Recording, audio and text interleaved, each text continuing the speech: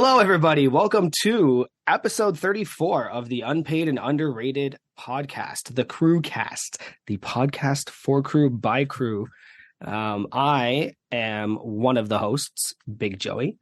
I am joined, of course, as usual, by Big Keith. Howdy.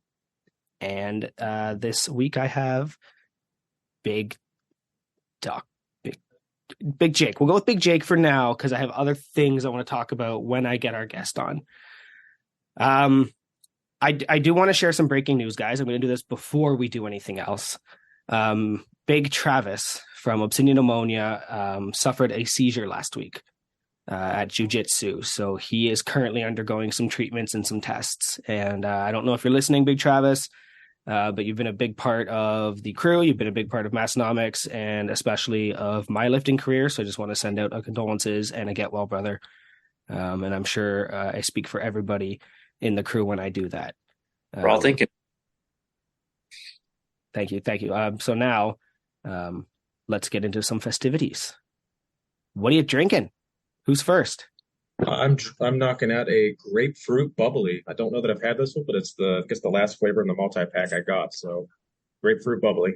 Is that pamplemousse? Oh, it's tart. Very, very tart grapefruit bubbly. Nice. I have a nice polar lime. Safety as always, of course. I would agree, but my drink insulator wouldn't fit my can. I'm getting away from the vanilla, and it's a funny story. I bought two of these. I was at a local grocer, and they had, these were the last two cans, and I grabbed one of each, and the other one is very heavily vanilla, and I was like, no, I can't do another vanilla drink for, the fourth week in a row. So I am drinking something called Candy Can. Sparkling bubblegum drink. It has zero sugar. It has a wild can. This can is just wild. So I'm gonna give this a go, and we'll rate it when we're going. But it's one of them skinny cans, so I couldn't get my drink insulator around it. Oh, I was just about to ask, one of those old school Arizona teas that are this tall and nice girth. Oh, but you can get the koozies at the football games for those. Oh yeah. Yeah, I think Joey's can is anti-girth this week. yeah, it's all about length. It's not about girth. Initial taste, that is exactly what it says it is. Bubblegum. It's just straight up bubblegum. It's not as good as Iron Brew, which I think just tastes like bubblegum, but this will do. Very good. All right, and next. What are you wearing? I'm rocking it. Oh, have at it, Jake. I was going to come on and be all festive with my nice tie-dye Huck Finn barbell and throw everybody off. Came on a little late, so I've got the old big beefy tee. Nice pocket there. Stores everything. Jake's putting his laptop in his pocket. That's for nice visual effect for everyone. Yeah, just got the nice big beefy tee in with my Jefferson deadlift shirt. It's comfy. I didn't get one of those, but I'm thinking when I'm down there, I might take a look at that. Yeah, he did say supplies were running low. I almost got one today, just because he did mention the supplies were running low on the Jeffersons. But I'm just gonna take a shot and see if it's in stock when we're there. Well, I ordered my singlet today. Same. Nice. I've never ordered a large anything. I saw you comment that. I got a chuckle on it. The sizing chart was very much I'm a 2X and it's for 225 and up or 245. No, it was 215 to 240 to 245 for double X. It's well, that should work out good. Yep. I'll see how the sizing goes for those. That's got to be tough. Well, yeah, I'll be there so I can get it, try it on, and go. This doesn't fit. Give me maybe give me the other size if it exists, right? But. And if they don't have an alternative size, just do the old chargeback trick. Chargebacks. They love that. Now you've gone ahead and thrown us die by thigh. So what is that? So this is our good buddy Gluck, Adrian Gluck and Winnie Gluck from Gluck's Gym on Instagram and YouTube. This is a new shirt they came out with a few weeks ago. I always like to support my brother over there. So it's a picture of Winnie crushing a skull between her thighs, and it's a Die by Thigh Glux Gym t-shirt. I got that with a banner and some stickers the other day from my buddy over at Glux Gym. So it's Massonomics essenced. Yep, it has no existence. I was honestly, I wanted to start sprinkling in because I only have so many, like, I mean, I've got a ton of Massonomics shirts, but I was like, I like the idea of wearing like Massonomics adjacent, friends of the podcast shirts. Like I had a Texas Power Bar shirt that I was going to wear. Like, let's wear Glux Gym at least first. Yeah, no, I've thought about doing that as well. I believe a play on they're leaning into all the comments on their videos from some of the more hopeful commenters. It's always locked accounts. I am wearing my Lift Shit shirt because it just is honestly, it's one of the best. I've got the sleeveless one, which I wore yesterday, and then the half sleeve one. It was the first thing I bought that my wife said, "Yeah, that's really on brand for you." I was like, "Yeah, it is."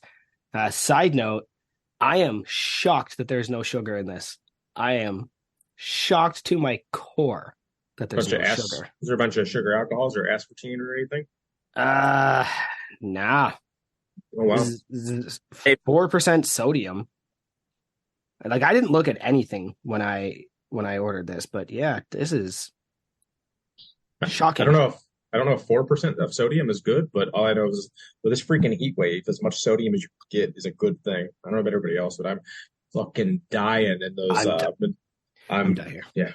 Yeah. I went outside for about a half an hour and just turned around. I was like, "Yeah, I'm not doing this anymore." And like, the house in the air conditioning, I'm not. It's been rough. Even my poor dogs they're like, "Let's go back inside." Yeah, I was working in I'm working in a senior citizen complex this week, basically going in and updating all the electrical lighting throughout the apartments. And like every other apartment, not a fan on, not a window open, just some old dude sitting in blue jeans and a sweatshirt in a 90-degree apartment. And I'm like 9 feet in the air working on a ladder where it's obviously 20 degrees warmer at the top of the ceiling, just sweating my balls off. So yeah, yesterday I felt like I about died. So today I was like, yeah, we're good. We're going to take a break every like hour for at least 10 minutes to cool down. This is miserable. Yep, I would too. Well, speaking of singlets and the meat, hey, you guys are all going to be there too? Yeah, Big, you're coming out, right, Big Jake? Yes, sir. We're planning on it. Nice. Are you driving or are you guys flying? I'm not sure about I'm not sure how Midwest you are to get out to the what I consider West, but I think they consider themselves Midwest, but I think they're pretty West. Omaha is pretty much like almost directly south of Sioux Falls and then western northeast South Dakota, so it's like 5.5 hours. So I'm so jealous. We'll definitely be just well, actually, I'm driving up by myself. My wife is going to. So she unfortunately won't be able to join the festivities, but that's all right. She'll be there in spirit. I'm sure someone can help record your lifts. That shouldn't be too bad. Oh, yeah. Sure. I'm sure there might be at least one person or so that will be able to videograph. I'm very jealous you only have a 6-hour drive. That means you can party as long as you Uber or whatever, after the meet. Like, you can literally sleep until they kick you out of the hotel room the next day and just drive home. Yeah. Whereas me and a bunch of other guys got to catch the damn airplane out of Aberdeen that leaves at 6:30. We probably got to be there at like 5:15 or something. So I'm super nervous about how much I drink after the meet, and if I give myself like a midnight cutoff or not, or I really don't know how that's going to work out. But I'm not looking forward to the after party and the having to get up a couple hours after the after party. Yeah, that won't be fun. I heard some guys were kind of making it a mini vacay and, stay until Monday and then flying out. But yeah, I'm not envious. I'm sure that drive back won't be great, but at least I don't have to get up at 5 a.m. to catch a flight. It's fine. They're going to cancel all the flights anyway, and you guys will all be stuck in Aberdeen for an extra day. My job will love that when I'm like 3 days late. I know it. You know it's going to happen.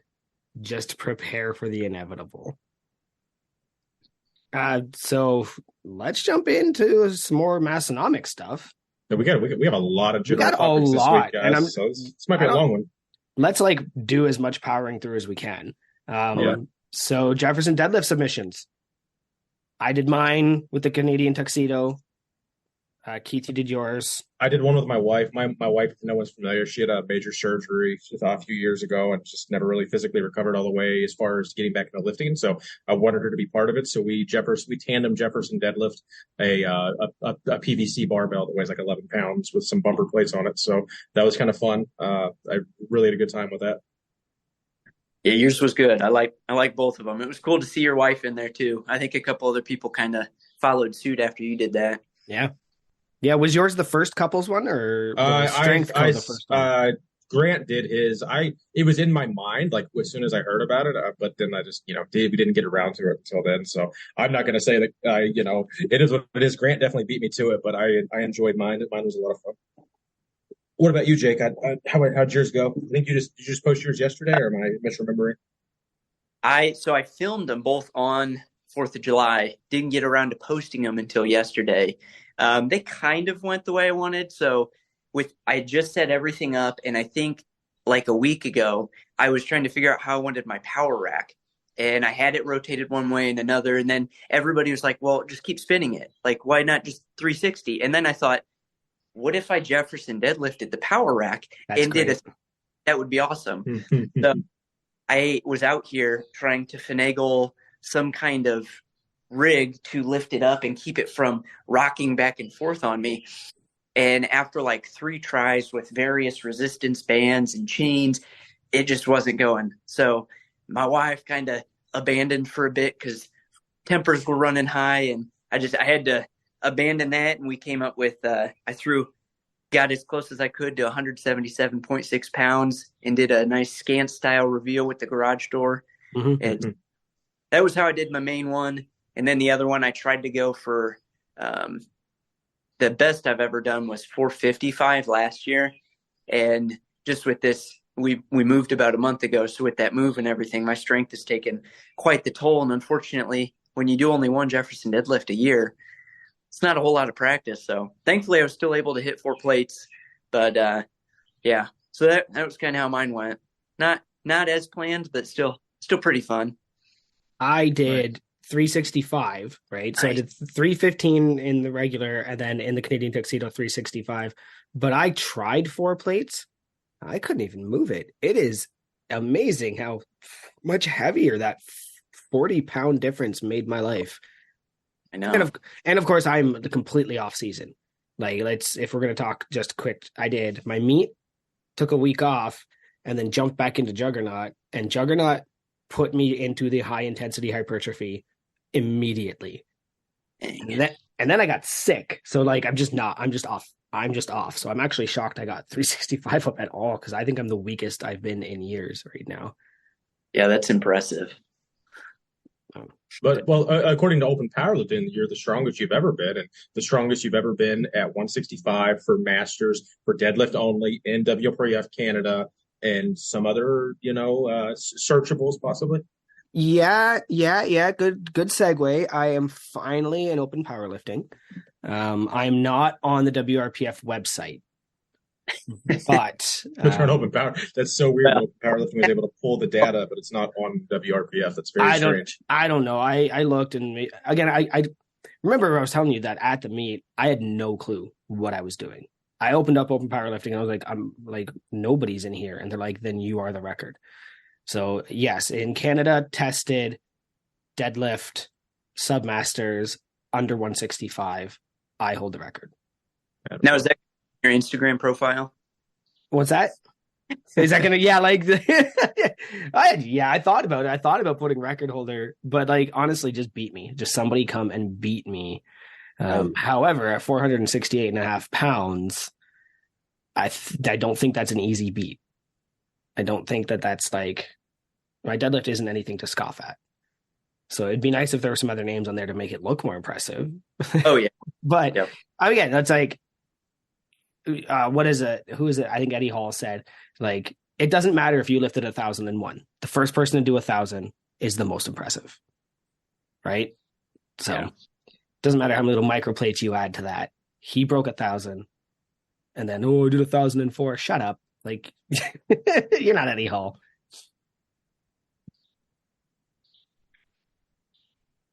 So, how was everyone's 4th of July and or Canadian Day? I had a nice 4-day weekend myself because I took Monday off. Tuesday was a holiday. Not having to work 4 days was pretty spectacular. Couldn't have come at a better time. Very nice. Yeah, doing good. Came back with all digits. Pretty relaxed. With us being pretty close to an Air Force base, there, some of them claim, you're not supposed to shoot off fireworks or audible ones because the people nearby you might have PTSD or this or that, the other. Well, nobody listens to that. So out here in the Midwest, they shoot them off 2 weeks before, and we're still going here 2 days later. Mm-hmm. So see how long it lasts, but a lot of good showings. We went to a big firework display at this gun place out in West Omaha. I think they shot off for 45 minutes. And it was one of those ones where you're getting to the end and you think you're in the finale, and then they just keep going. And we had 4 finales, and finally I was like, okay, it's been an hour. 30 minutes of this I thought was just extra. So, I enjoy half an hour worth, but once you're into your third finale, it's like, all right, I'm ready to go home. My neck hurts from looking up. I don't want to do this anymore. I had an okay day. My kids, it's not very often because I work so much that I can have a day where you're not allowed to do anything, because up here everything's closed. Yeah, I was going to ask, is that a big holiday? Is that a holiday where everything's closed? Because down here, 4th of July, a lot of shit's still open. It's a national holiday. You're closed, right? So usually on my days off, I'm like, let's go do something. Let's go shopping. Let's go take the kids here. Let's go to the park. But on that day, I couldn't. So I ended up just lifting.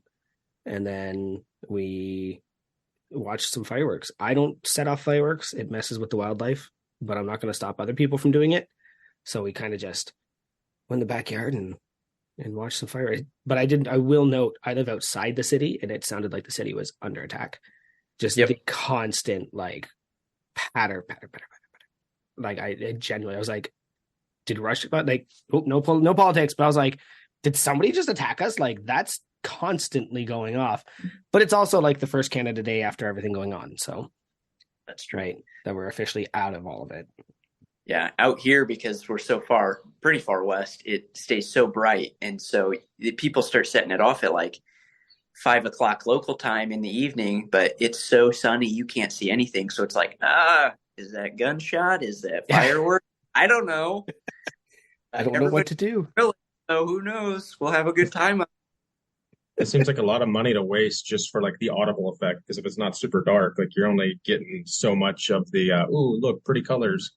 Right. Yeah, I don't understand it. Apparently people shooting stuff off, lighting it on fire, then brushing it away, or leaving it sit in their driveway for a couple weeks until the rain washes it away. Yeah. All right. What is this last thing here? I think this has been this has been on our show notes for 2 weeks. Yeah, I've put it on and taken it off. It just hasn't really fit in. So it's they, the host always talk about how they pronounce stuff funny, and this is one that I find that Tanner pronounces completely wrong, and I think he kind of plays into it because I called him out on it a couple times. But Cerakote, it's a ceramic coating for firearms and barbells and other metal things. But I've always pronounced it Cerakote, like Sarah's coat, Cerakote, and Tanner pronounces it Cerakote, like the store that probably doesn't exist anymore, Sears, Cerakote. Or okay. what when you cook a steak, you sear it. So it always cracks me up when I hear him say the word Cerakote. So I just think that's 100% inaccurate. And I don't want to call him out on it. And, maybe it would make the main podcast if he wanted to give us an English lesson of how I'm wrong and he's right. But I don't think that I'm inaccurate. See, I think you're both wrong. And you were missing out the fact that this is an ancient native word. It is Cerakote. Okay. Yeah, it's Cerakote, and it's about the greater Milwaukee area. Okay, no, never mind. I don't know. I don't use that word enough to care how it's said. I'll be upfront with you on that. I have a pretty strong opinion on it. What about you, Jake? You're a pretty home gym guy. You had heard that word pronounced or used it yourself. Oh, yeah, it always. I mean, just listening to those guys with a lot of their different words, like their nice flakes or their bigs. I've always said Cerakote, even before I heard anybody say it. I was like, oh yeah, no, that's definitely got to be it. So I would say I called it Cerakote first time I read it, I said Cerakote. Cerakote. But I also now think Cerakote or Cerakity. Maybe I'll start calling it Cerakity just to start messing only with Keith. Well, I have now I'm gonna have 2 orange Cerakity bars in my gym. Once the other one delivers. Well, those would be Cerakities. Yeah, because it's plural. Yeah. Or would it be Cerakadai or Cerakatai? I love like randomly pronouncing words like Latin or Greek. Like I won't say vehicle, I'll say vehicles, just to mess with like whoever's around. I'm like, what? Because that's not technically wrong. It's still the word. Oh yeah. Yeah, I do that a lot to people. So Socrates is funny to me. Yeah, go into academic medicine. Your PhDs pronounce stuff one way, and that's the right way. Of course. And then the other side, clinical or whoever, they pronounce it a different way. And the PhDs, it's like, that is their life's goal, to tell you you're wrong for saying that. Even like, okay, well, it could go both ways, but sure, whatever. Well, this week we are brought to you by Massonomics. Nothing's changed, so we do this every week, and it's always just a little awkward for all of us. Go to massonomics.com/join, join the Discord crew, get on chat with us. Could be any of us, could be all of us, could be some of us, could end up on the podcast. Grab a singlet, nice Jefferson deadlift shirt, and maybe that sleeveless shirt. I'm gonna say stuff wrong all night now, just to see if I can get any of like that little eye twitch I give Keith every once in a while. That's why we work so well together. I'm sure you notice, like my right eye, just like, even if I'm not trying to be like using it as a show of emotion, like I just have a twitchy eye. So you have to like read between, is that a normal twitch, or is that a confused or irritated twitch? Did I get him? Did I get him again? All right. Guys, you want to get our guest on the horn? Yeah, let's see if he's I think he's in the waiting room, so let's see if we can get him to pick up. All right. Big Jake, is that you? It is. Hi, you are live on Unpaid and Underrated. And you can swear on this thing if you choose to. Oh, good. I'd hate to, miss out on that PG-13 censorship level. All right, I got to get something out of the way. I think you've already addressed this, but this actually comes from Mawaf. Are you Big Doctor or Dr. Big? See, when I first polled the crew on this, it went, if I remember correctly, Dr. Big. Mm-hmm. Tanner or one of the hosts has always said, it's always Big so-and-so. So it's which title really takes precedent. And it's interesting. I did change it to Dr. Big just because the crew voted, and this is kind of a democracy. So the vote won. So that's kind of how we go with it. But it's up for debate. I'm sure tens of years later, people will still be debating which comes first, the chicken or the egg. Which comes first, the doctor or the big. I would have. I actually don't remember how I answered that, but I know I did. I think, Big Dr. Jake sounds better. But Dr. Big Jake, because like, are you a big doctor or are you Big Jake? Right? Like, I can see that. I can see that being a noodle scratcher. Sure is. I like Big Jake MD. What's wrong with that? I could do that. However, I'm DO, not MD. Oh. Yeah, that sounds like riding the line, Keith. I don't think we do that around here. So what brought you into Massonomics? So like most people, when the Rona-virus hit pandemic level and nobody could go outside or do anything because everything was shut down, I lost my place to train, which was at the time my medical school's gym. Awesome facility. They had all this great stuff. But of course, because they're a university, they shut down real quick. And so I was stuck training with stupid resistance bands just to keep my sanity. And that summer after my first year, bought my first equipment, kind of got into the strength training side of Instagram. And next thing you know, I start noticing these beer parody shirts. It's like, huh, those are kind of cool. And I think the first one I saw might have been, what's his name? Ben Pollock, PH deadlift. He was wearing the PBR power building Massonomic shirt. And it's like, oh, that is really cool. A couple months went by. And I think finally, like toward November or so of 2020, found the Massonomics page. And for whatever reason, just dragged my feet for months and months. And then I was like, you know what? They've got their podcast. I'm going to listen to it. And so I think I listened to one of their more recent episodes at the time. I was like, these guys are a silly goose time. They're pretty cool, laid back. This is definitely not a strength podcast. This is a podcast about nothing.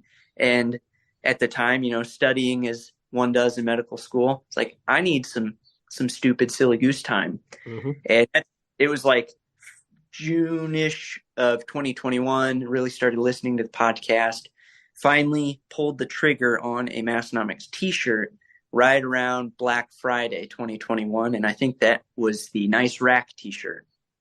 It's a good one. But yeah, so it just kind of popped up on my feed, and that's how it came about. But for some reason, just dragged my feet, and now here I am on a podcast talking about it. Like, yeah, did you ever think you'd be here? Never. Look at us. Never. Look at us. I made that one meme, and it was like the meme of the steps of the clown putting on makeup. And then it was like, oh, they do funny beer parodies. And then it was like, it just goes down from there. And then the last one's like giving them money every month to chat in Discord. Because like, that is kind of like it's how they get you. Oh, yeah. Yeah. You can't here. Get somebody really into the inner circle. You can't fully understand. Like, my wife really doesn't fully get it. I don't even talk about it to other people. And then out of the blue, I'll be like, oh, let's go out and about. And I look, and like my shorts are the Massonomics Lift 3.0, and my t-shirt is a various beer parody, or I happen to wear the Massonomics is numero uno out to a public social thing, and everybody was like, what does that mean? What is that? Outside of that world, nobody knows about Massonomics, or that Arnold Schwarzenegger wore a shirt like it, and it's a complete knockoff. And so, yeah, it's funny though, because I'll put clothes on and I'm like, oh my gosh, I need something that's not a beer parody. Yep. Yeah. Well, now you have the big beefy tee, so you can still rep Massonomics and just look like a construction worker. You'd be gold. I put this bad boy on the other day because we were doing some orientation, and nobody even questioned it. They thought I was business casual at that point. Yeah, that has been my new, like, if I have an office day, that's been my new go-to shirt. I don't really have to wear like a work polo or anything. I'm not going out in the field, so the Massonomics beefy shirt has been my go-to, office day shirts. Oh yeah. So what is your, here's one for you. What should you say? You've been listening to podcasts since about 2021 or so. Not sure if you kind of went back into the backlog or not on it, but what is your favorite Massonomics running joke, like, of all time? Like, what would you say is just the one thing when you hear it, just you bust a gut, or you always give a little nose snort? Oh,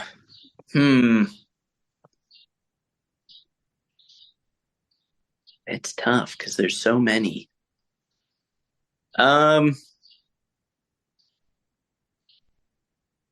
I don't know why, and it's probably the immature child in me, but I think every time I hear about what the hosts choose to put in the boxes of the hats when people buy their bill, for some reason, always just it gets me, because it's, no matter what, farts are fun.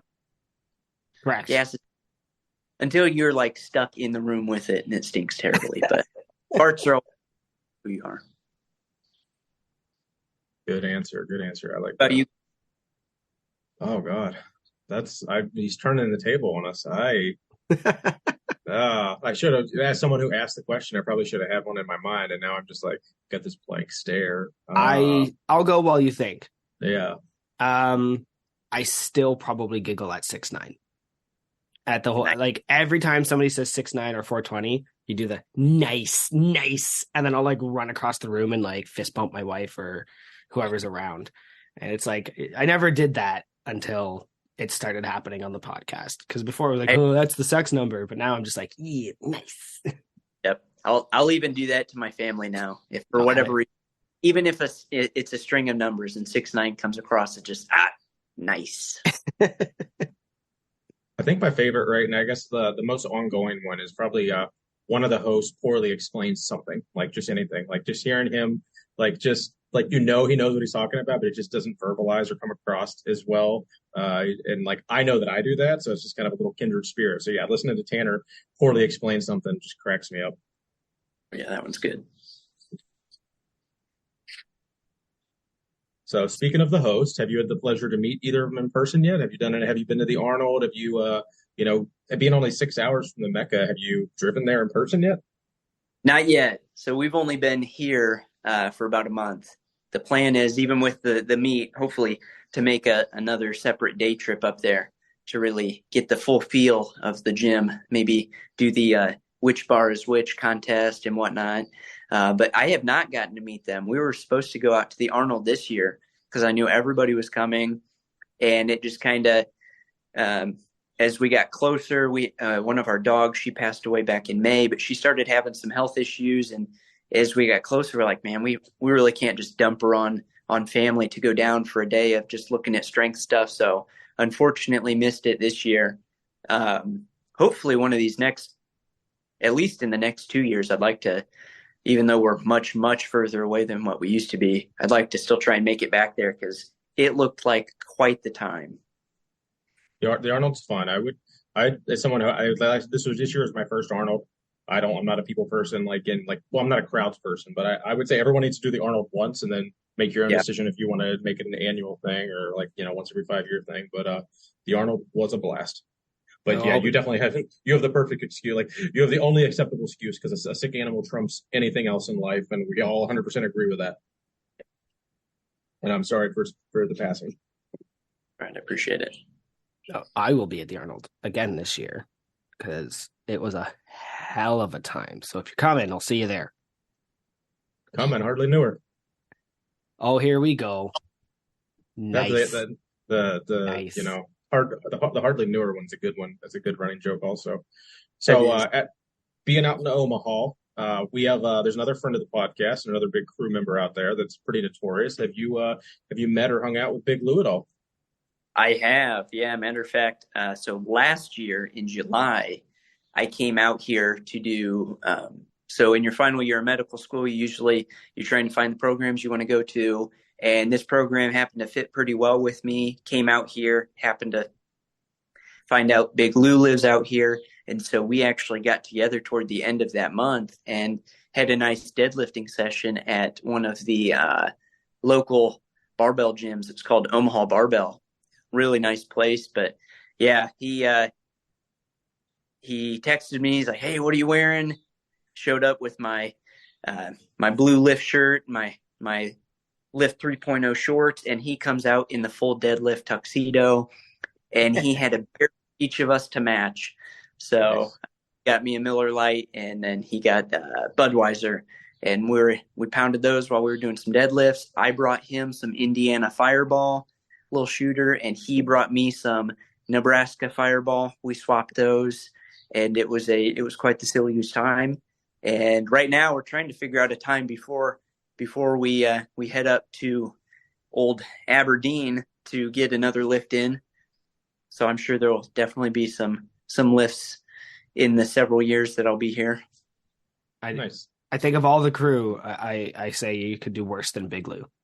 I had a random memory. I was driving and I just started giggling, and it's because I had brought a 6-pack of Keith's to the Arnold. And I think I was having one, and I gave one to like a couple of the guys and to Jonathan, and I was just handing them out. But Lou wasn't around, so he comes up, and I'm drinking one. I think I had one left, okay, and I'm drinking one, and then he's like, "Oh, is that Keith's?" He's like, "You guys talk about it. I gotta try it." And I handed him mine, and he kind of looked at it, and he looked at his beer, shrugged and handed me his beer, and we didn't even say anything. We just turned around and walked separate ways. And I think it was one of my favorite interactions that we just like swapped beers, like no thought of like gross backwash or anything. We were just like, well, we're CRÜ. This is fine. So that was one of my favorite interactions, I think, from the weekend. Just That's awesome. Yeah, sorry, I just had to share that because you were saying about having a drink with Lou, and it did pop into my head about 2 days ago. I started giggling, and my wife's like, "What's wrong with you?"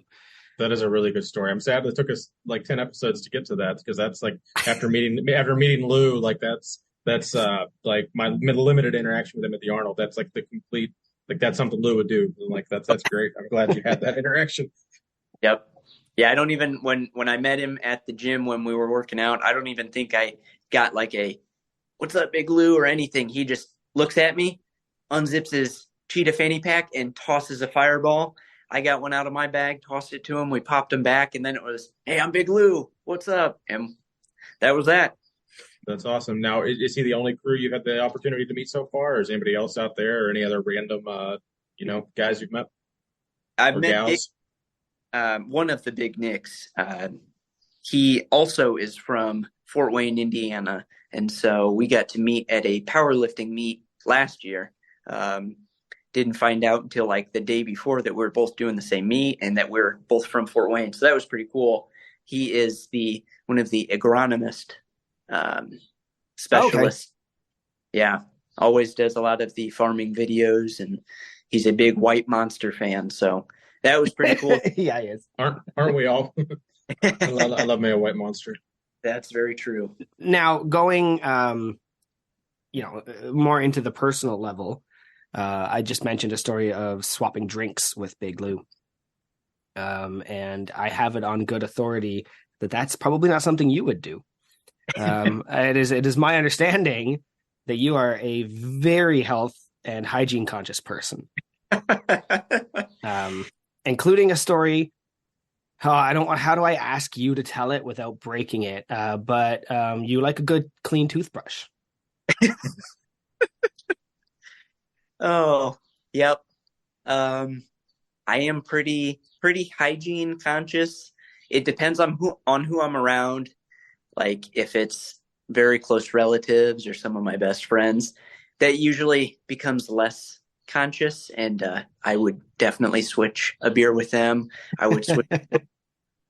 But yeah, pretty clean, especially, being in the hospitals, very focused on making sure my hands are nice and tidy and squeaky clean. But yes, I may or may not have definitely put my toothbrush and my wife's toothbrush in the dishwasher for a little stint. I don't know where it came from or why or how, but for some reason I heard that like you could just wash your toothbrush, and I thought, oh yeah, after a month, like it's kind of gross. Let's throw them in the dishwasher. I didn't think anything of it. Didn't notice any taste difference when I was brushing my teeth, but apparently she was not a fan of it. And moral of the story is you should likely ask your wife if you're going to put her her toothbrush in the dishwasher, if she's going to be okay with it, because she was not. And I found out pretty quick afterward to not do that again. But I don't do that anymore. Electric toothbrush, I'd go through toothbrushes pretty quick if I did that. But yeah, I'll say. Yes, I did do that. I also wash my hands obsessively. So, and that's, shower every day, wash my hands obsessively. It's like I think it's one of the first things that my wife noticed about me is like when I come home, the first thing I do is like work clothes off, other clothes on, and then wash my hands. And I'll probably do that like 3 or 4 more times before I even go to bed or before dinner. So I don't know what it is. I just don't like having dirty hands. It just bugs me. So I get it, man. I get it. Yep. Yeah, we appreciate your wife. She gave us a fair amount of good questions. And I think my funniest part of that story was I think she had the little addendum. She didn't know you did it until she was literally putting the dishes away and the fucking toothbrushes fell out of the silverware drawer or whatever. Oh, so maybe that's what it was. I don't even think she used it after that. She was so upset that she saw that and just threw it away. So and I think I would have felt obligated to rewash the dishes or something like that. That's just clearly it's not like you don't like put your utensils in your mouth, but it's just something about having your toothbrush in the dishwasher. I think I would have to just recycle, just do a whole other rinse cycle through that whole thing. But so speaking of things you're a little obsessive about, I hear you really enjoy getting your hair just right. Isn't it? I do. You potentially will spend a couple hours at times, according to your wife, getting the hair just right. Well, definitely not a couple hours. Usually don't have that kind of time getting ready super early in the morning if I'm either going to the hospital or over to the base, but I do. So when I was little, I still have it, but a huge cowlick on right in the front of my hair. And so it's in such a weird spot where it kind of splits, that it's not quite at a nice like part on the side of my head. It's like almost dead center on my head. And so trying to get it to lay down in the proper directions is just like the weirdest, most frustrating thing, because if certain hairs aren't long enough, it won't lay down right, or they'll just stick straight up. And I'm like, well, I can't look like a goon walking around. So yes, I will definitely spend, I don't know, probably 10 minutes at least trying to get the gel action to hold everything in place. But I've got like 3 or 4 cowlicks, so my hair goes in all different directions. And if my wife didn't tell you, I have a very lumpy head, so that doesn't help. Now, as someone that's been doing this for years, have you found a hair gel or a mousse or whatever that is like head and shoulders above that you would recommend to anyone else in the crew that might suffer this same problem? Yeah. Surprisingly, the Old Spice clay, I can't remember the specific name or anything that goes with it, but it's just a red can and it holds pretty well. The only downside is if your hair is wet and you put it in, it just, I don't even know what happens, but it just cements, but it's in such a weird way that it looks super goofy. So you definitely have to do it with dry hair. But I've tried all sorts of different stuff. The clays usually work well, even like heavier hold pomades. But every now and again, you find ones that are like that weird, like shiny, greasy look. And I've never enjoyed when my hair looks like that. So usually I stick to the clays because they keep it. They just look normal. I was really hoping you were just going to say Dapper Dan. Oh, that would have been. I'm a Dapper Dan man. All right. So when you're taking this long to do your hair, are the shampoo bottle and the conditioner bottle fighting in your head? Every now and again, especially when I'm putting conditioner in my hair and I'm trying to think which one's better for me, because shampoo cleans your hair, but conditioner keeps your hair silky and smooth. So every now and again, and sometimes there's a swan watching over me. That doesn't happen all the time. So, but yes. Is that the impression you do? That scene, or is there another scene? If I'm feeling silly enough, I will definitely pull out the old Billy Madison scene of the dance of the shampoo and conditioner. Yes, that is a good one. Wonderful movie. Yeah, I hear you quote it a lot. I do. Matter of fact, so I just started residency for family medicine, and the way my program does things is they separate you into groups. So you have like a attending physician who's your advisor and so on and so forth, but they do it as Harry Potter sorting hat. And so they ask some information about you, and based on all that, they sort you. Well, one of the questions was, what's your favorite movie quote? And I wrote down the whole quote where Billy Madison is standing at the gate waiting for the school bus about going back to school. He's got his lunch packed up, his boots tied tight. He hopes he doesn't get in a fight. And I was really disappointed and almost thought about dropping out completely, because only 3 people in the whole class knew what the quote was from or had ever seen Billy Madison. And it just, at that point, you give up. You quit medicine. You just you work out in your garage gym, and you maybe sell feet pics or something. I don't know. Damn kids don't know. Well, that actually is a great segue. So speaking of feet pics, our good friend Big Mofo had a question for you. He wanted to he wanted to know while you were in med school, have you had a chance to get smart, stay smart, and use your smarts? I have, yes. That's very good. I tried my best to stay smart, and I have more or less used my smart. Every now and again, you walk in and somebody bombards you with a pop quiz question, and you're not so smart, and you just sit there and kind of. Yes, I've tried pretty hard to keep it up. Well, so Big David was wondering then, speaking of these pop questions, no, I'm not going to ask, does this look infected? Do you ever talk to patients or about steroids? Is that something you've ever had to do or look into, or to get a little, I guess it might be a serious topic based on your reaction there. Just like, what is that like for you? Yeah. So I definitely have. You wouldn't think family medicine does a whole lot of it, but we actually do. And some of them, that's all they do. Like if you look at the docs on, I think it Merrick Health, that is one of those big lab companies that they'll sell you hormone replacement and stuff. Several of those doctors are family medicine trained. So we do quite a bit of it. A lot of the docs I've worked with, they aren't necessarily willing to prescribe it, or they'll at least maybe get you over to like endocrinology, the people who only do hormones, just because they're like, here's the risks. And I think it has its place. I think it also, for the most part, is very much oversold. I mean, you see a lot of young bodybuilders that are, you would think, in pristine condition, pristine health, and all of a sudden they drop dead. Or they all of a sudden have some kind of crazy issue. And it's like, well, where'd that come from? What's going on?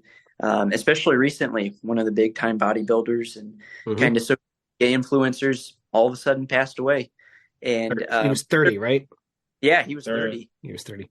He had talked about being on testosterone replacement and stuff, and then had issues coming off of it, had issues where his body wouldn't start back up. And so that's always a problem, because when you take these exogenous sources and you come off of them, oftentimes your body can't necessarily get back to where it used to be and be problematic. But, I think it has its place. I'm sure there is a relatively safe way to do it and cycle it appropriately where you can get the benefits. But you just have to be really careful with it. And there are some good people out there that they show exactly how they do it. They show the science behind it and how they cycle on and off, which meds they use and stuff like that. And so far they've had good results. They don't get too much of, some of the adverse effects of when they come off of it or when they start it back up for a new cycle.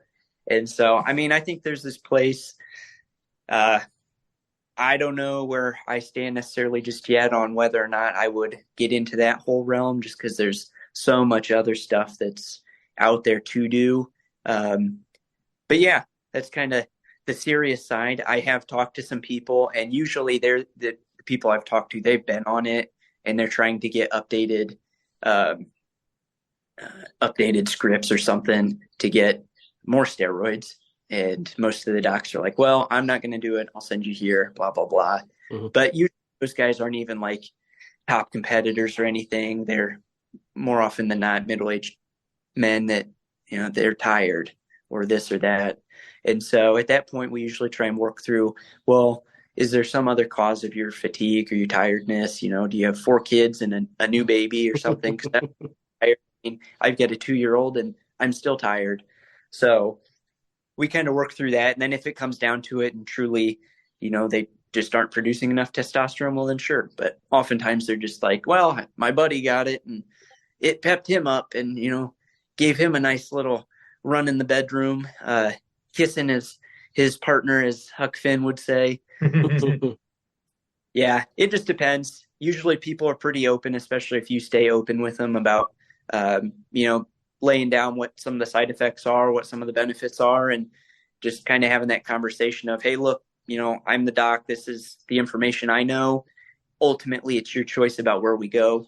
And if I'm not comfortable doing it, I can at least find you somebody if you are comfortable, because from what I've seen, being kind of to pardon my French for Miss Jen, being shitty to the patients and stuff about taking that stuff, or at least being curious. It doesn't get anybody anywhere. And usually I've found that just being open with them usually gets them the best result. And oftentimes they realize on their own that they don't need it. And it's not going to do a whole lot. There's some other stuff that we can usually alter or adjust in their life.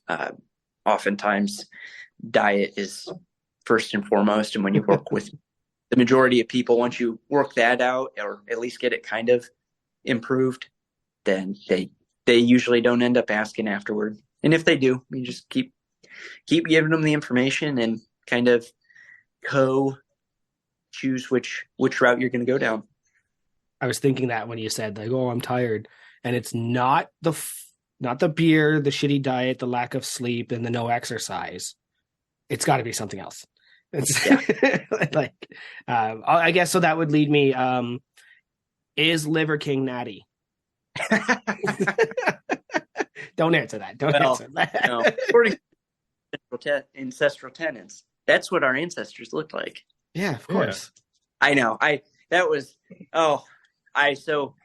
got so into watching all that drama unfold because everybody knew he wasn't natty. And then it was like, people are like, oh my gosh, he's not natty. You don't get that just by eating whole testicles. No, you don't. No, you don't. I remember the first time he came up on my feed, and I just looked at the guy and was like, that's a grifter. That dude is selling you stuff. I'd never heard of him before. I just watched like one of his videos. It's like, that dude's a grifter. Anybody that follows him is being grifted. And then I go to find out that he's like famous and like all these people. I was just like, I didn't know any of that. I just smelled him for 2 seconds on Instagram and was like, no. Don't follow that man. Yeah. Let's get a little silly here. Have you seen it? We're going to play Has Jake Seen It? Ooh. This is a game that we created. We're the first ones to ever come up with this. No one else has ever had this concept. So we got 3 movies handpicked for you there, Big Jake. So, all right. Okay. I'm going to add one.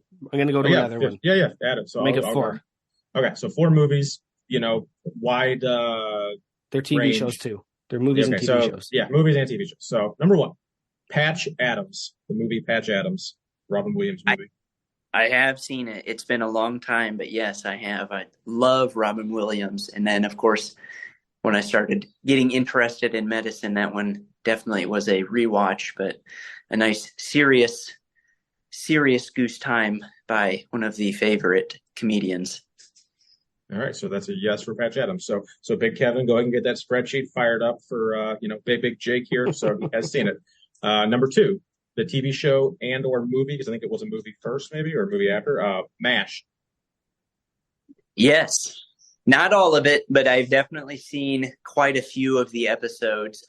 More so just because my parents, when I was younger, all we had was the nice box TV with like 8 channels, and MASH came on every day at, I don't know, 4 or 5 o'clock, maybe later, but they would watch that every night. So yes, there's even a couple times this past year going back home over the holidays, it'll come on, and I don't know why, but it's like moths to a light. We just kind of congregate around it and watch it, and no clue what happens in the episode, but it's just like one of those like, oh, time for MASH. Yeah, and anytime an older person sees my name, they're like, "Oh, are you familiar with MASH?" Because there's one of the not the main character, but I think the second lead's name is BJ Honeycutt. It is spelled different, but it's still like the only Honeycutt really in like pop culture. So everyone's like, "Oh, hey, I recognize that name." So I get asked that all the time. So number 3, the Michael J. Fox early '90s movie, Doc Holliday, one of my favorite Michael J. Fox movies. The premise is he's a big city doctor that gets a job out in the middle of nowhere. He ends up just kind of being a big city doctor in the middle of nowhere. I mean, that's a really bad description. I want to say it's early '90s, but really good movie. So as someone in the medical field, I do recommend watching it, especially just Michael J. Fox. I don't think I've seen it. I'll have to add that to the list. Because I think that's because the movie is Doc Hollywood. Oh, what did I call it? What did I say? Doc Holliday, who was a Western gangster. My bad. Yeah. Yeah. Clearly, so that clearly you might want to. Hollywood. That one you might want to ask him about his mustache. Yeah. Are you a Western gangster called Doc Holliday? I was not asking you about your Huckleberry, so yeah, my bad. So if I sounded like I said Holiday. So Hollywood, Doc Hollywood. It's a no, it sounds like. And then number 4 here to close out this game, House, MD. Oh yeah, several Nice. episodes. Yep, one of my favorites. It's become a very, very prominent meme where House is asking a lady if she uses her inhaler correctly because her asthma just will not get better. And she thinks that he's just being a dick. And he says, well, why don't you show me? And she takes her inhaler, sprays it on her neck. And it sums everything up because not to be rude or this or that, there are definitely people out there in the world that you think things are just dumbified and explained as simply as possible. And they come back and things haven't improved. And you're like, well, that makes no sense. It's like bulletproof. And then you ask them to show you what they're doing. And it's like, oh my goodness. Okay. I got to add another level of how simple I explain this. I loved House. That's why I added it here. That was easily one of my favorite shows from that time. I don't think it held up because I think he's so brash that it's there's a lot of problematic language in that as well that I just don't think you could get away with right now. No. But with that said, at the time, great show, just so much fun. Yeah, so bizarre, all the weird cases, and somehow he always has the answer. Well, he never has the answer. He gets it at the end when somebody else says something, and then he has to look off into space with his English blue eyes. All right, Keith, what do we got next, buddy?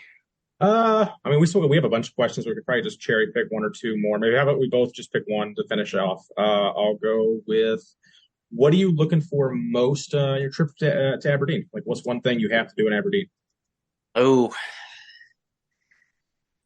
it's going to be tough being around the meat and stuff, either pre-meat prep or post-meat prep.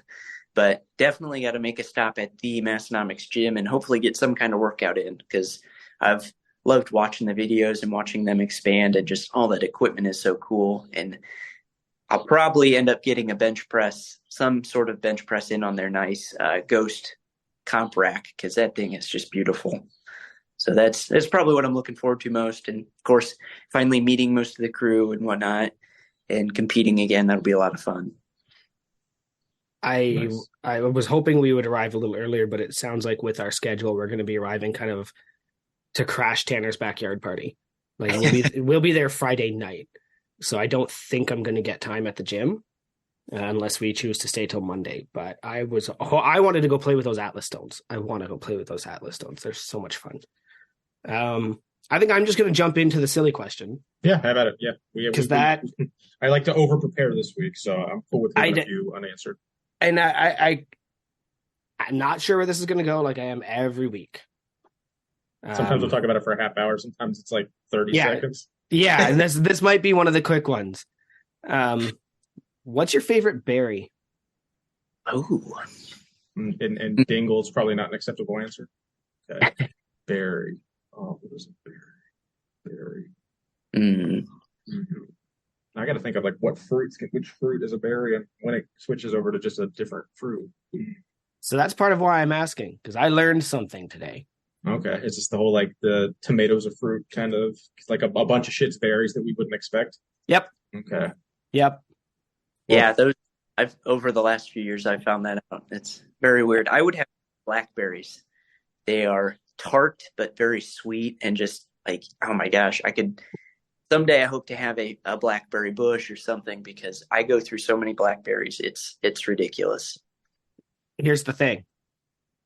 Don't tell me. Don't say it. You're going to say it's not a berry. Not technically a berry. Oh. Well, what's a berry? Because I bet when I say a strawberry, it's not a berry, because not a berry. Berries are only going to be some. Because I would think maybe if it has to grow on a certain bush or something. Like no, it has. This is crazy. This is kind of giving it away a little bit, and this is one of the things I learned today. And I got to tell you, like sometimes when you learn things like this, you're just like, how have I been wrong my whole life? So a berry is actually the shape with the seeds inside. So it's a hard external skin with a lot of seeds inside. So you were going to be shocked today to find out that a pumpkin is a berry, a squash is a berry, a cucumber is a berry, a banana is a berry. There's no seeds in a banana. Yes, there is. Like not the ones we eat because we've bred them into monstrosities. Yeah. But bananas are berries, right? Watermelons, I am shocked. those are berries. Strawberries, raspberries, blackberries, all of those things where the seeds are on the outside, not technically berries. Like cantaloupe would be a berry, I guess. Cantaloupe's probably a berry. I'd go cantaloupe, I guess, then if I have to actually know what a berry is now. Cantaloupe's pretty hard to beat for taste. I couldn't live without. I don't think I could live without cucumbers, though. You just like cantaloupes because they're orange. Don't fuck around. Oh, that's true. And I'd have to either bananas or watermelon. Probably watermelon would be have that year round. I would be pretty happy. I do love watermelon. I also love cucumber. A lot. Yes. So a little bit of story. I started. So when my daughter was old enough to, kind of eat more solid foods and stuff, I would just feed her what I ate, which is usually I'll make a heaping of ground beef and different veggies. And one of the times I was like, I need to add some more vegetables to this. And I thought I was buying zucchini. Wasn't paying attention, realized it. Like, cucumber, close enough. We'll cut it up, put it in there. She loved the cooked cucumber. I mean, it was to the point where I was telling her other vegetables were cucumber. And now my mother-in-law just constantly makes fun of me every time I try and feed her that stuff because she is very deeply Hispanic. And for some reason, cucumber in foods outside of being solo, just cucumber with salt must be like a sin. But she always makes fun of me for putting cucumber in with my ground beef. My kids, I have a 1.5 and a 4-year-old. Oren is my 4-year-old. He started it. He strictly will only eat cucumbers. So for every dinner, he has to have cucumbers and some peppers. And then he gets a protein on the side. And because of that, that's what his sister eats is mainly my cucumber budget is insane up here because and I'm good, right? Good. Yeah. They're not good for you, but they're not bad for you. He's not asking for candy and chips for dinner. He wants cucumbers and peppers. And then they're pretty negligible, or are they fairly carby? I guess I've always counted them as just nothing. They're crunchy water, right? Nothing. They're tasty. They get some good water. There's not a whole lot to them. Yeah, the peppers will give him all his vitamins, and we'll give him chicken nuggets or something. But I also have a beard oil that smells like black licorice and cucumber. Oh, that's my favorite one. Also blueberries. I got to put those out there. Blueberries are top tier.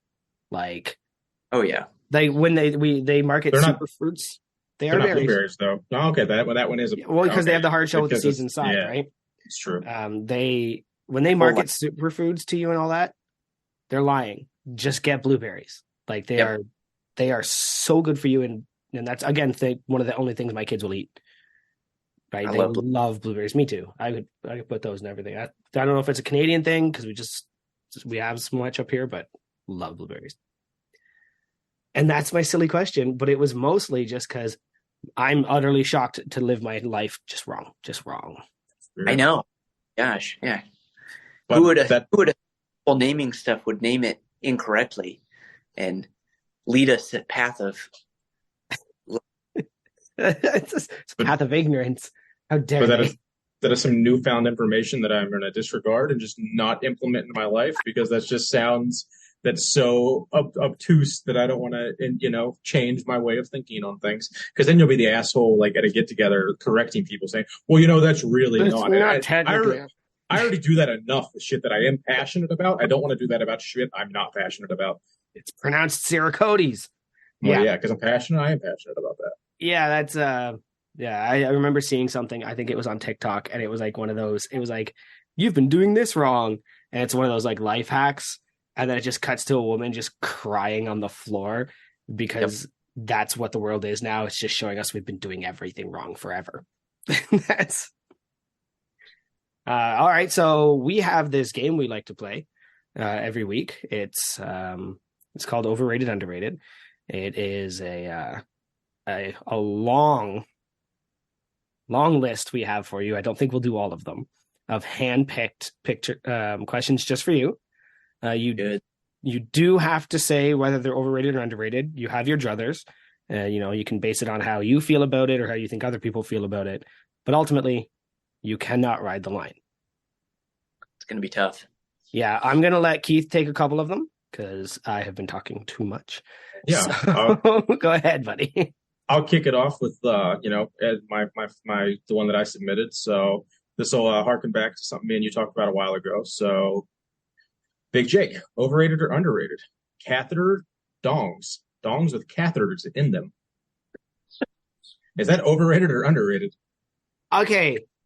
Oh, There's a story. It's a good story. I know, but now I just gotta ask.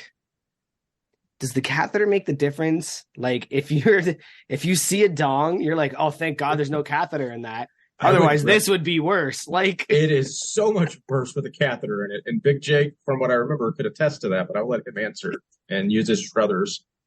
Yeah, it's seeing them very, very overrated. The catheter itself is great. Wonderful tool, very helpful, but overall, a catheterized dong that is visible is exceedingly overrated.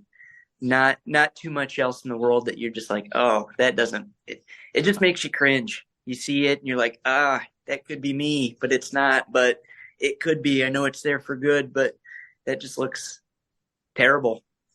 No fun. No, I wouldn't have brought it back up, but Big Jake did comment on it. We were talking about it in the CRÜ chat a couple weeks ago. So that's the only reason it was relevant to the story. And I'm not obsessed with dicks, as Joey likes to, say that I am. What's with you with dicks? Yeah. So I was going to say, like, welcome to Unpaid and Underrated, the comedy podcast about fitness, and at least once an episode dicks. Yeah, it's such as life. So this next one is submitted by our good friend Big Mofo. It is a military question. I'm not 100% sure how to pronounce it. If it's actually a word or if it's just letters. But the 4-letter, so DFAC, is that the acronym? Yeah. Do you want to tell us what that is, and then if it's overrated or underrated? So the DFAC or the DFAC, or the chow hall, or the dining facility. So dining facility FAC. Military loves to not only use acronyms, but use acronyms that, you might use one letter and then you might use part of the word. Don't know why. It's everywhere. They'll never go away from it. But yes, the DFAC.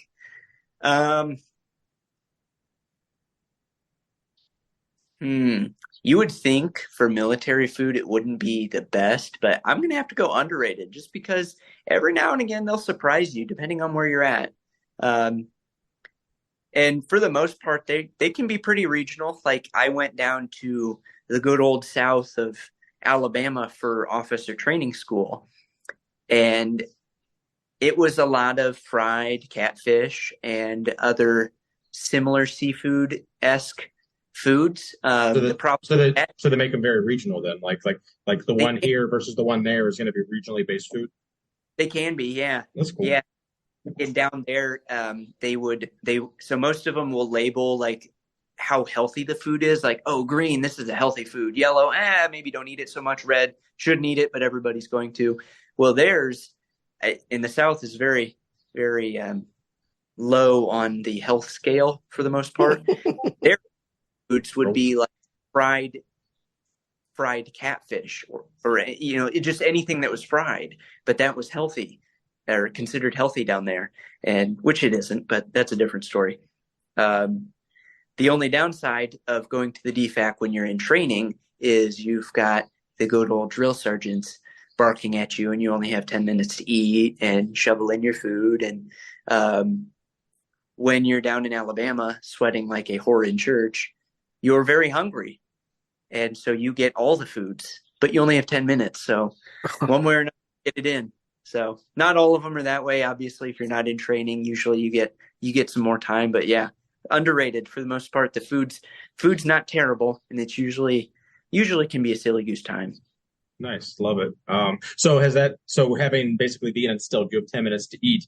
Is that something you've kind of, or you catch yourself having to slow yourself down when you're eating, or you just run with, like, do you eat fast now as someone that's, doesn't have a drill sergeant staring at them? Oh yeah.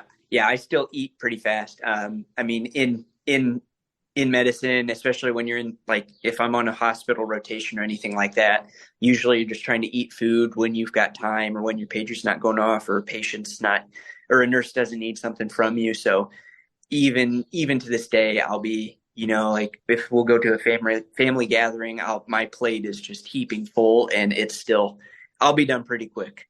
So I try and enjoy my food, but something deep within me is just like, no, we must shovel this in as quickly as possible. It's all going to the same place. Enjoy it on the way.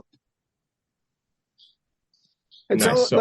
I know that being a doctor is like, I've seen it. I've been in hospitals. I've talked to doctors. I know it's crazy busy. I just don't understand how, like, all these doctor shows, they have all this time for shit. Like, how are you having an affair on your shift? Like, I don't know. And obviously I'm fairly new to the game, but that was actually one thing both my parents were in medicine. They're not physicians, but they worked most of their careers in the hospitals. And my mom, like, when I first was leaving for residency, she'd said, just be careful. There's a lot of people out there. They're looking for, like, the nice, young, good looking people. Just be careful. Just, I know you would never do that, but there's people out there. So I guess it happens. I've yet to accidentally open up a broom closet and catch a couple kissing or necking. But they had a baby, and the baby looked at me. Yeah, who knows? But I don't know, because depending on what service you're on, sometimes you don't have time to pee. So I don't know how they get it in. Maybe they're just bad at their job. Who knows? But if you had a catheter in your dong, you'd have time to pee. That's right. All right, so I'll wrap up my last one here. So overrated or underrated from our good buddy Scott Dodzilla. Lifting belts. Overrated or underrated lifting belts. I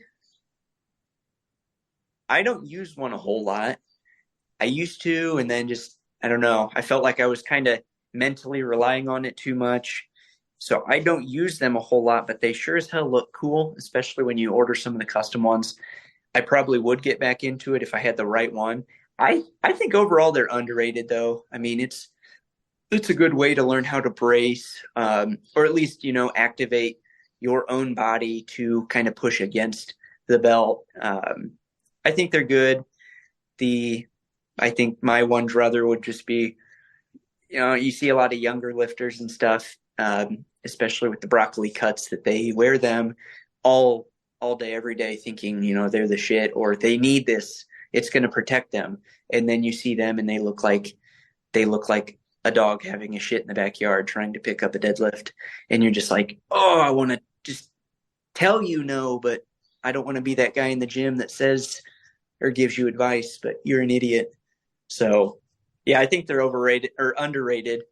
Just wish some people realized that they weren't going to protect you from everything. All right, good answers. I'll hand that over to Joey now to bring us home. He can hand pick whatever three of those he wants, I guess. Yeah, I got all of these from our very good friend of the podcast, Big Jen.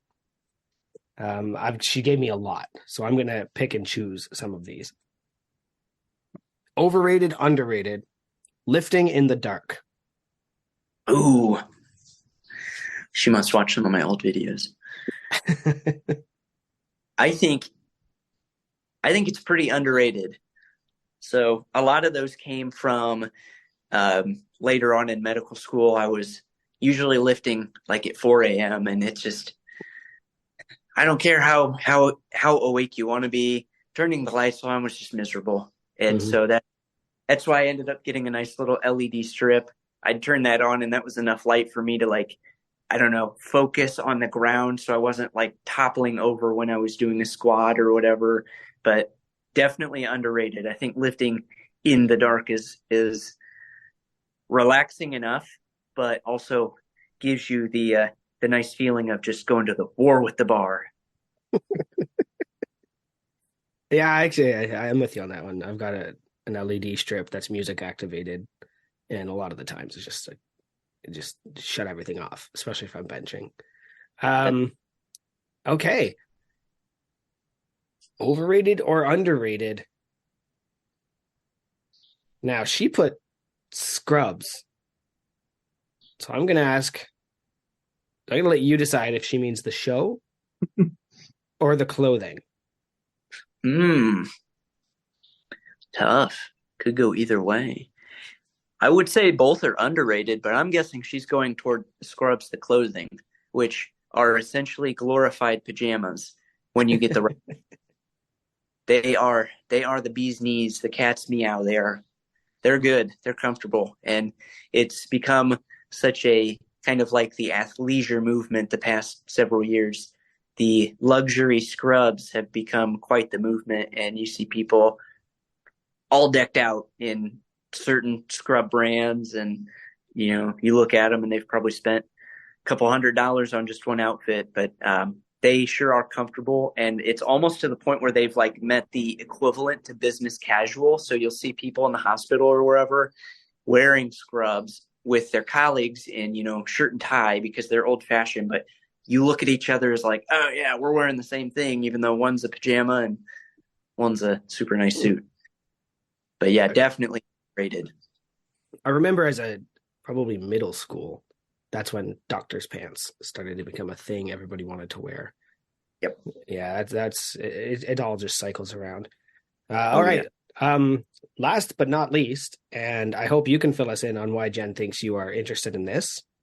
Overrated or underrated? Indianapolis 500.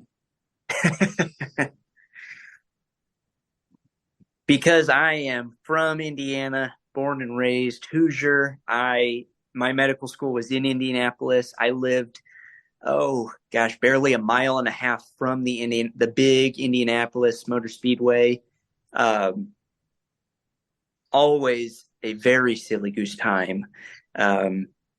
I've actually only been to the race once, but usually, so it's over Memorial Day weekend, and usually I will watch part of it. It is another excuse to drink beer and cook out and be on the lake if you're near a lake. But it's usually pretty fun to watch. They've got a lot of festivities, especially if you're down in Indianapolis. Some of the old time racers who kind of got it popular, they've stayed there, and so their headquarters like across the street from the raceway, and they've got restaurants and stuff right there. So the place itself is fun. Everybody's drunk. You've got the Snake Pit, which is just a huge mosh pit of drunk, sunburnt young adults that vary in ages, probably from like 15 up to mid 30s, depending on who's there. And they're all drunk and definitely regretting not wearing sunscreen the next day. But it's definitely a fun time. I would say for sure underrated. It's, racing's racing, and 2 hours of a car going around a lap isn't the most exciting. But this year actually had quite a few crashes. So that's always, as long as the driver's safe and doesn't get scuffed up too bad, they're always usually pretty cool to see, because it's just, car crash at 200 miles an hour is just something else. Now, was the Tide car involved in any of these crashes? Was there a Tide car rolling over at all? Was there a roll Tide? Yeah. Harken back. You know what, though? It would have been really funny if there was, as long as everybody was okay, just for the amount of times I probably would have got tagged in that. Yep. But fortunately, yeah. So IndyCar is kind of akin to F1 series. So you've got more of your luxurious brands that are usually sponsoring those, or the cars are, either I think most of them are either like Toyota or Chevy cars. Honda usually has quite a few, so it depends on who's racing what. Are you telling me that Tide is not a luxury brand? What do you use, Mr. Fancy Hygiene laundry detergent guy? Oh, I use Tide for sure. Nothing gets you clean like the nice detergent work of Tide. I'm over here using President's Choice, and you're telling me it's not luxury. All right. Well, that runs up overrated, underrated. I don't have a cool beans button. I've been thinking about it. Yeah, should we? I was gonna say, should we ask the crew to suggest, or are we just gonna figure it out on our own? I Because think I I'll, was just thinking I think I'm the gonna, whole. yeah. All I right, think I'm gonna well, figure it out. I think I actually have an idea. It's just a matter of if I can pull something, if what I want to do doesn't interfere with our algorithm, because yeah. it will be a sample. If I can get our producer, Big Nate, hi, hope you're listening, to pull it out, it would. I just don't want it to get flagged. So I Oh, think I'd have to keep it short enough or something like that. But I think we're working on it. So just so please tune in next week and the week after and the week after, and eventually we will have a post overrated underrated audio track to and then play for you guys. but then I have to figure out how to do it. Like, how does Tommy make noise go into the like? How Well, I does think they have a whole soundboard. Like we're recording to laptops. They're recording to a soundboard that they can push a button on. I'm not sure. I wonder if you could just play it from your phone and just stick it up to your microphone. How bad that would sound. Because that'd be easy probably enough. really bad? But yeah, that actually might be the. I mean that might. All right. So the last part is something Keith always looks forward to, and I do too as well. Is the guest actually gets to ask us a question. All right. So whatever you got, fire away. Okay. I had to do a little digging for some of this, but Big Joey, what dishes are best in your opinion for a Bloody Mary? Sorry, what garnish is? Correct. What toppings, what garnishes? Okay, so I'm imagining this is going to need a little explanation. In Canada, we actually drink Caesars. So we don't use tomato juice. We use a clam-based tomato juice called Clamato juice. So we would call that a Caesar. I don't drink Bloody Marys, and I rarely drink Caesars. But the garnish would be... I used to, when I was a bartender, pride myself on making really good Caesars. But in a bar where you're just going fast stuff, you can't really work with garnishes. I always like to say that the garnish should go with the flavor profile you're going with for the Caesar. And that's going to come down to this type of hot sauce you use. I used to put beer foam in my Caesars because I thought it gave it a bit of a better consistency. And are you making a gin Caesar? Are you making a Jaeger Caesar? Are you making a tequila Caesar, which are my favorite? So typically you'd want to use just a piece of celery. And that's it, because it just gives you something to chew on if the Bloody Mary or the Caesar gets too spicy. But there's also these little sticks that you can get up here in Canada. They're strubs, and they have a pickled onion, a pickle, and a pickled pepper all on the spear. And you can use those as well. Now, there's some places that get stupid, and they'll put like a slider, like a whole just mini burger on their Caesar, or like a cake, like it's just they make a basic Caesar that has no flavor, and then they just garnish it with a salad. Like, it's ridiculous. So I don't think they're paying enough attention. There's an episode of Letterkenny in last season where they do the Caesar off, and technically the Skids win, in my opinion, because I do think that their one Caesar that they made was infinitely better than all the other ones. Very good. Thank you. Yeah, I saw, as I was scrolling through all your posts, I found that, and I found the Letterkenny, and I was like, oh, perfect. Mm-hmm. Yeah, that episode, awesome. Just every Christmas morning now because of that, because Letterkenny's released on Christmas morning here in Canada. Oh. So I wake up that's our ritual with me and my wife, is we wake up, the kids do their presents, and then go play with your presents. Me and mommy are going to watch 1 or 2 episodes of Letterkenny. And then they did that, and I paused it and said, well, I could use a Caesar. And now every Christmas I have a Caesar ever since that happened. That's awesome. Thank you. Good question. That is a good question. I don't think any other guest has really done much research, so I'm anxious to see what you got for me. All right, Big Keith. If you had to choose any one article of clothing to wear forever that was orange, which article of clothing would it be, and why is it orange socks? It is orange socks, 1,000%. Because they're the ones I get off Amazon. They have a slight compression to them. So I'm on my feet all day at work. I stand on a ladder all day, standing on like a 2-inch ladder rung with a flat foot. Like it's so painful to where like I got to like take breaks. Or I've resorted to, my boss gets pissy when he sees me do it, but I bring my own ladder in, which is like a platform ladder, and stand on that because it's like, I'm standing on a solid platform rather than like 2-inch rung. So the socks have been an added benefit because it's like wearing compression all day long on my feet. So it's helped with like feet swelling immensely. So they're not like full blown. I wouldn't consider them like medical compression, but they are considered like a compression athletic sock. So they are amazing. They are super comfortable. They are orange. They're the bee's knees. I literally have like 15 pairs of them now, and that's the only sock I wear unless I'm going to a funeral or something and I need to wear a black pair of socks. Perfect. Oh yeah, I love the socks that aren't quite compression like socks, but they've got that nice little squeeze.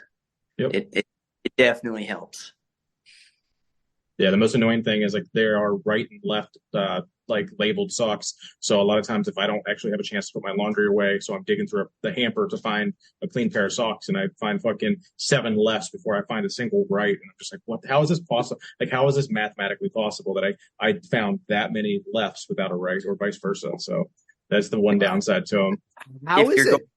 Socks and they're not together, or maybe they're together but they're all like left, do you go afterward to try and find the left right, or are you good with just 2 lefts? Yeah. How are socks physically left and right?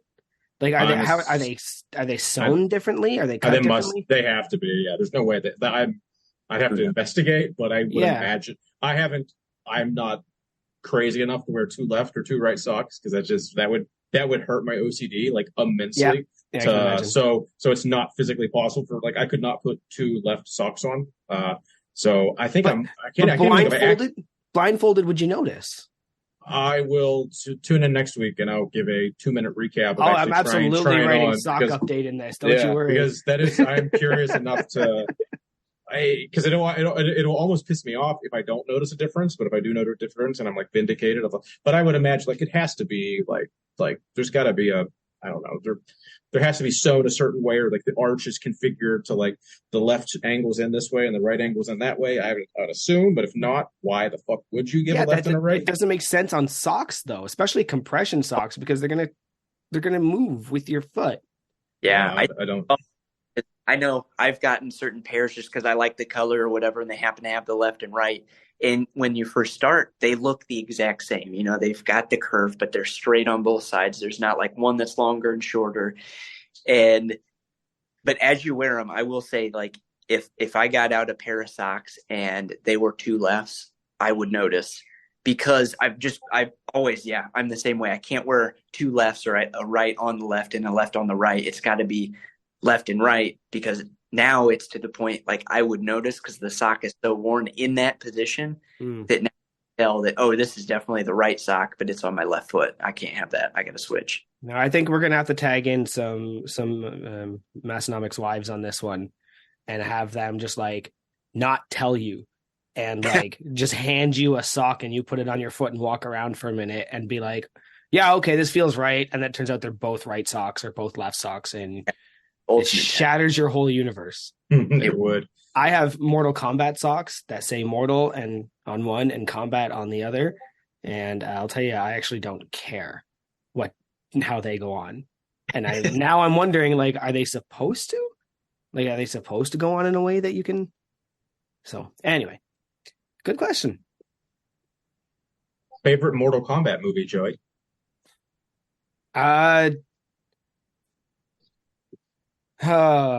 So like, full disclosure, they all suck. Yeah, there's like 3 theatrical released ones. Well, the second one, I don't know if it made a theatrical, but then there was a couple like mini series that I saw. So I was gonna say that like those were better than the. Yes, movies all suck. The YouTube series. Yeah, that stuff was better. So they created these YouTube like previews for like the What If universe, like what if this was it, and they were set in the real world, and like Baraka wasn't a monster with knives in his arms. He was a serial killer who cut people up, right? And it was things like that where they kind of tried to make it a little more gritty and realistic. But because those were amazing, but they were technically just cosplay.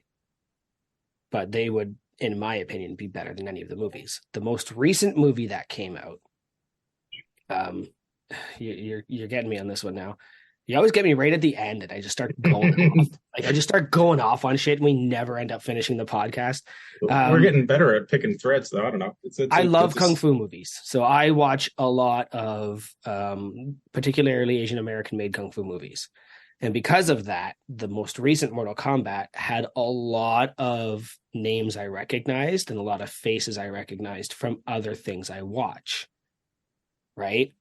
So, so they had some of the guys from that Marco Polo show on Netflix, which was really fantastic. Good show. Some of the guys from Warrior, which is also on Crave, like those guys were all in it. So I got excited just seeing that. Was it a good movie? No. The main character being completely made up with the stupidest power in the world. He gets beat up so hard he forms armor. Like, what is that crap? And he has like kinetic, like he doesn't exist in the Mortal Kombat universe. They made him up for this movie. You've got unlimited games that you could have pulled literally anybody out of and made a main character out of, but they just invented a guy. So I didn't like that, but I would say that like as a kung fu movie, it was pretty darn good. It was pretty darn good. And having Nathan Jones in it was really fun too. He was also made up. There was a lot of made up characters that aren't in any of the games. I think that gives them more liberty to like not piss off like the loyal. Like, they're pissing you off just because they're not using more original characters, but you can't necessarily be mad at the direction they took a made up character. Like you didn't stay true to this character's story because they pulled it out of their ass. So they made the Scorpion and Sub-Zero one was technically true except for the time frame. So that was really cool. Having Raiden be almost useless was interesting, considering he's one of the main characters. Johnny Cage is going to be in the next one, they said, and I think that they've already cast him, and I think it's going to be I think it's a big name that they've cast him as, which is kind of neat. Fun story. I saw the first Mortal Kombat. Me and my brother and my mom won free tickets from a radio show, and it was the first movie I ever went to without my mom. Oh, cool. Yeah, my brother took me, and the radio, they had the radio was there, and they had like the company there, and they were giving away prizes. But because it was Mortal Kombat, I think I was like 12 or 13. I had all the answers to all the trivia questions, and I ended up winning like a Frisbee. But then I asked if I could trade the Frisbee for the book, because they had the book of the storyline of the original Mortal Kombat. And I swear I read that book probably 5 or 6 times. 1995, the first one came out. Yeah, so I would have been 11. Nice. 11. Yep. Oh, sorry to hijack your closing arguments there, Jake. Did you have anything else for us, or was that it? They were both great. They were right on the money. We always give people their druthers. You can ask us 3 questions. You can ask us 1 question. As long as you ask us something, we don't really care. No, this has been great. A lot of fun. A lot of dirt that was dug up. Yeah. You're not mad at like some go upstairs. Like you told them about the toothbrush. Big thanks to Big Jessica for giving us all the dirty details on her husband. All right, I do want to give you the last word though, Big Dr. Big Jake. I've spoken about it before on how when people find out what I do, it usually results in them trying to make me work for free. I've mentioned it multiple times before. As soon as they find out I work with cell phones, the first thing they want to do is tell me about a problem with their cell phone. So, like, is that happening to you a lot? Like, people are just like, oh, you're studying? Tell me about this. Does this look infected? How's this cough? Does it happen to you a lot? Never. All the time. Yeah. Hey, we sold a couch that we didn't need anymore, and my wife mentioned something, and the lady just kind of went off with a problem that she had, and it was pretty in-depth, and she was giving me all the deets, and like, I'm sorry. I don't know. Weird. Yeah, that's weird. Like, I'm sorry, I can't do that. Like, that's weird. Yeah, I mean, even as far back as like, I don't know, before medical school, I had relatives that would, I got this problem. Yeah, what do you think? Hey, can you prescribe this for me? And I'm like, I'm not even a doctor.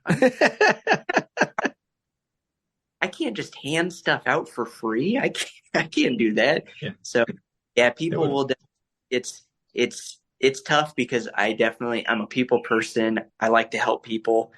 Um, so trying to figure out the right balance of not wanting to hear the full problem, but also trying to give some little maybe pearl.